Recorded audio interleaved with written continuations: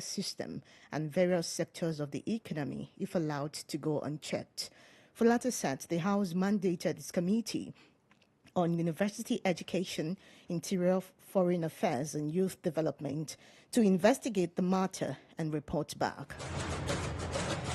In Senegal, the observation missions deployed to Senegal by the European Union and West Africa's regional bloc has commenced the smooth running of the presidential election won by an anti-establishment opponent after 3 years of unrest.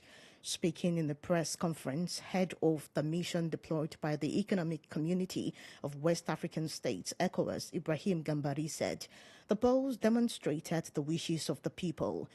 At a separate conference, the head of the EU mission, Malin Biok, praised a well-organized and open election, which he said reflects the strength of Senegal's democratic institutions. Seoul's postponement of the presidential election, originally scheduled for February 25, plunged Senegal into its worst political crisis in decades that left 4 people dead. In Tunisia, a court has sentenced 4 people to death and 2 people to life in prison on charges of participating in the murder of the prominent political leader Chokri Belaid in 2013. He was found shot dead in his car in the capital, Tunis, prompting the outrage in the North African country. The leftist politician had been a fierce critic of the then-ruling Islamist Ennahda party. Although Tunisia hands out death sentences for the gravest crimes, no executions have gone ahead since 1990. Instead, they are usually commuted to life terms. Away from Africa, Israel has attributed Hamas's rejection of a current proposal for a Gaza truce deal to what it described as the damage done by the UN Security Council resolution demanding an immediate ceasefire. Prime Minister Benjamin Netanyahu's office said Israel would not surrender to what it called the Palestinian armed group's delusional demands. According to a statement from the government, the demands include an end to the war and the complete withdrawal of Israeli forces. Meanwhile, U.S. has faulted Israeli statement, saying it is far from the truth. The State Department spokesman insisted that Hamas's response had been prepared before the Security Council vote on Monday. In the U.S., the Coast Guard has announced that it is suspending its search and rescue mission in the Baltimore bridge collapse and focusing on a recovery mission. An operative of the Guard, Rear Admiral Shannon Gilbreth, stated this in a press conference. He said that based on the length of time victims have been missing and the water temperature, those who fell in the water are presumed to have died. So I'd like to announce tonight that based on the length of time that we've gone in this search, the extensive search efforts that we've put into it, the water temperature, that at this point we do not believe that we're going to find any of these individuals still alive. And so this evening at around 7:30, we are going to suspend the active search and rescue efforts. Coast Guard's not going away. None of our partners are going away, but we're just going to transition to a different phase. He, however, reiterated the authorities stand not to relent on its efforts despite suspending the mission.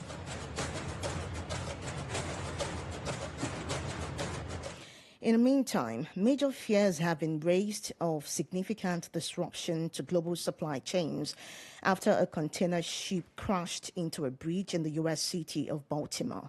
The ship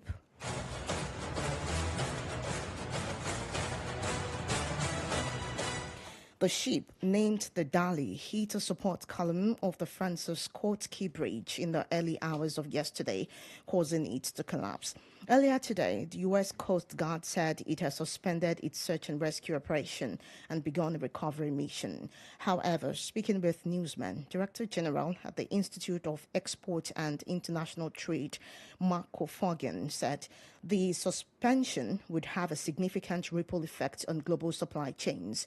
As well as maritime traffic, the Port of Baltimore is directly responsible for some 15,000 jobs and supports an estimated 140,000 more. Global Box is reaching you live from Adamimogo 105.1 FM Ibadan. Still to come on the news, Thailand commences process to legalize same-sex marriage. To stay with us.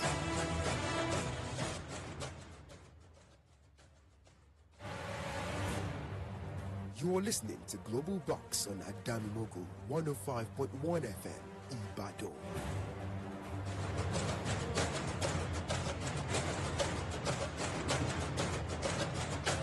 Glad to have you back. For inquiries, breaking news, and more, please call or text on News Desk on 0703 496 1615.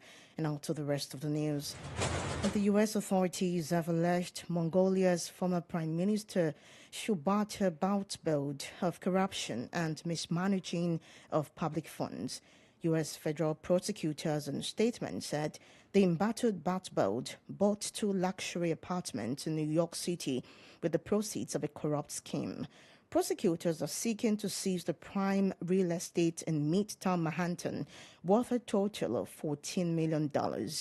In a swift response, Boutbode lawyer Orin Snyder has denied the allegations leveled against his client, saying the former prime minister will defend himself against the claims in the court of law.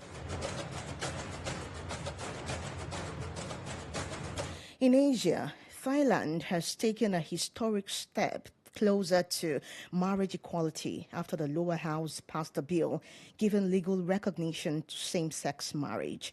Although the bill still needs approval from the Senate and royal endorsement to become law, it is widely expected to happen by the end of 2024, making Thailand the only Southeast Asian country to recognize same-sex unions. Chairman of the Lower House's Committee on Marriage Equality, Danupon Punakanta, told Parliament while presenting a draft of the bill that it signifies first step to achieving equality. In business, Ireland's domestic economy has been projected to grow solidly over the next 2 years as inflation falls and wages grow. The Economic and Social Research Institute, ESRI, in its latest data released says it expects modified domestic demand, MDD, to grow by 2.3% this year and 2.5% next year. Official figures show MDD grew by just 0.5% last year as inflation and higher interest rates hit spending and investment. Talking sports, the Australian Football League, AFL, has denied it has a cocaine problem after whistleblowers claimed abuse of the drug is widespread in the sport. In a speech to Parliament, a member, Andrew Wilkie, accused the Melbourne Demons Club and the AFL broadly of covering up breaches of the league's drug policy. According to him, players were being asked to fake injuries to avoid match-day drug tests. Deputy Speaker, I rise to bring the House's attention to deeply troubling allegations of egregious misconduct within the AFL, provided by former Melbourne Football Club President Glenn Bartlett, former Melbourne team Dr Zishan Arain, and Sean Smith, father of Melbourne player and now alleged drug trafficker Joel Smith. The allegations include the prevalence of drug abuse and other prohibited behaviour across the AFL, off-the-books drug testing of players at Dorevich Pathology in Heidelberg, facilitated by the former Chief Medical Officer of the AFL, Peter Harcourt, the arresting of players testing positive in these secret tests, ostensibly on account of injury. In his response at a press conference, AFL Chief Executive Andrew Dillon said the sport conducted its own illicit drug testing on top of tests done by governing bodies. The AFL's boss did not deny those claims but said drug use was uncommon. An entertainment happenings, father of American singer Taylor Swift, Scott Swift, will not be charged over accusations he assaulted a paparazzo in Australia.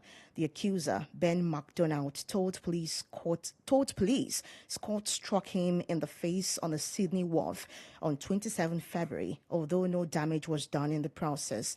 The confrontation happened after Scott and his daughter disembarked from a yacht in the hours after her final Eras Tour show in Sydney.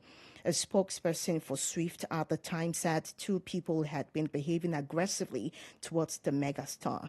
And after a month-long investigation, New South Wales police said no further action would be taken against the actor of the megastar.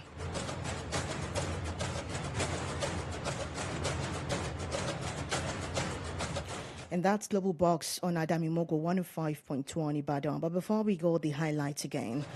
We brought to you that the House of Representatives has begun investigation into alleged certificate racketeering by some officials of federal government ministries, departments and agencies involved in alleged certificate racketeering with Nigerian students.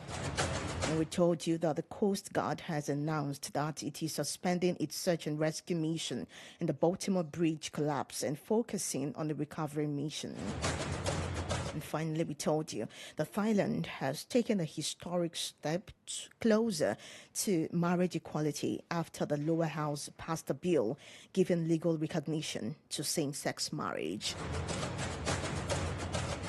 Global Box was edited by Dayo Olujobi. I'm Victoria Owoyemi. Thank you so much for listening.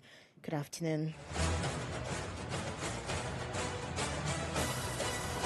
Voice is your light, shining light to the city of Ibadan. Adamimogo FM 105.1, the voice of the light.